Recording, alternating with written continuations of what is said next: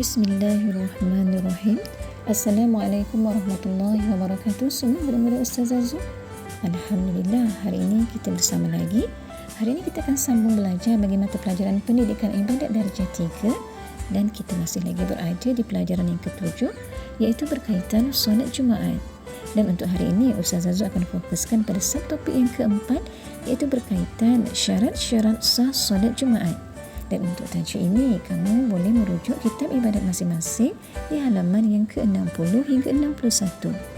Baiklah, Ustazah Zu harap semua sudah bersedia untuk belajar. Dah siap-siap baca doa belajar terlebih dahulu.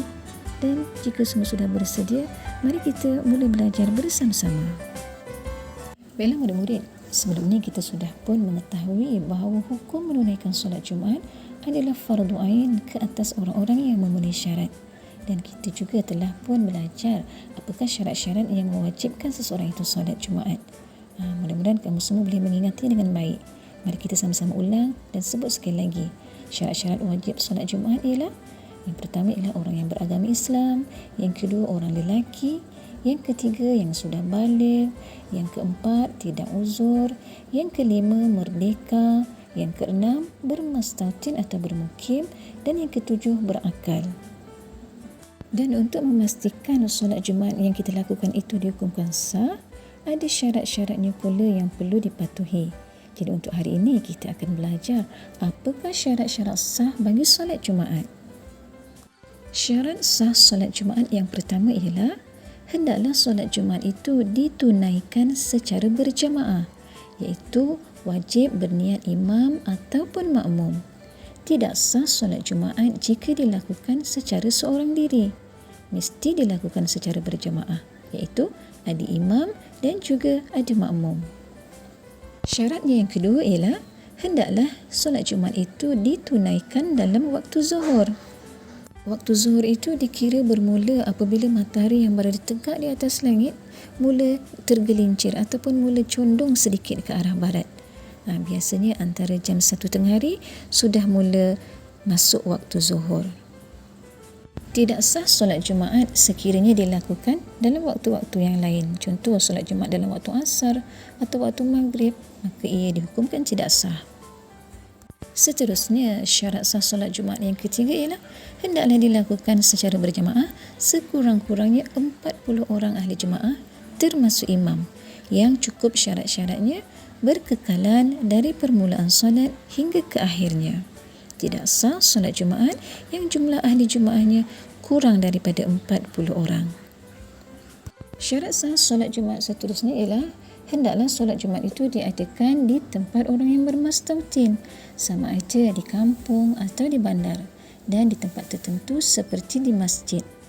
Tidak sah solat Jumaat dilakukan di kawasan-kawasan seperti di surau, di hentian rehat, lebuh raya atau sebagainya.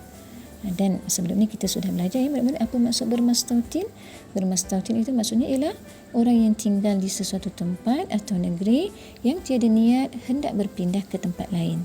Jadi itulah dia syarat solat Jumaat, iaitu dilakukan di tempat orang yang bermastautin. Dan syarat sah solat Jumaat yang terakhir ialah hendaklah solat Jumaat itu didahului dengan bacaan 2 khutbah. Tidak sah solat Jumaat yang tidak didahului dengan bacaan 2 khutbah. Khutbah ini biasanya dibacakan oleh imam ataupun khatib yang ditugaskan, dan ia adalah berbentuk pengajaran, nasihat kepada seluruh ahli Jumaat. Jadi itulah dia murid-murid 5 syarat sah bagi solat Jumaat yang perlu dipatuhi bagi memastikan solat Jumaat yang dilakukan dihukumkan sah. Seterusnya, mari kita sama-sama belajar menyebut lafaz niat bagi solat fardu Jumaat. Kita mulakan dengan lafaz niat yang pertama, iaitu lafaz niat solat fardu Jumaat bagi imam. Mari ikut bersama Ustazah.